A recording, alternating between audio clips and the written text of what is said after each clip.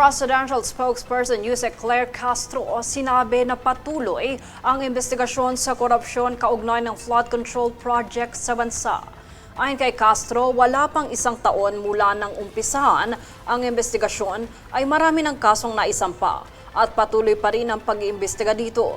Maging ang Office of the Ombudsman at DOJ ay patuloy na ginagawa ang tungkulin para masiguro na magiging mabigat ang mga kaso sa kaugnay nito. Alam naman natin na patuloy yung pag-iimbestiga. Yung mga records nga po, sabi po ng Senado, ay ibinigay na po nila sa Ombudsman para patuloy ang pag-iimbestiga rito. Sa ehekutibo po, alam po natin na lahat po na kailangan na maimbestigahan ay dapat na maimbestigahan. So nasa kamay na rin po ito ng Office of the Ombudsman, ng DOJ, at alam po nila ano ang kailangan gawin. Pero sabi nga natin, maraming dokumento na dapat na basahin, aralin, at ayaw nila ng mga kaso na napakababaw na madaling madismiss.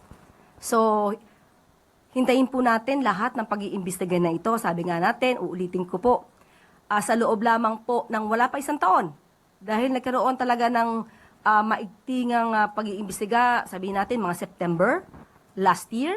Pero sa ngayon po, marami na po ang mga kaso na isampa. Marami na rin po mga warrants of arrest ang na-issue na hindi natin maihahalang tulad sa mga nakaraang administrasyon na hindi na imbestigahan yung mga ganitong klase mga anomalya.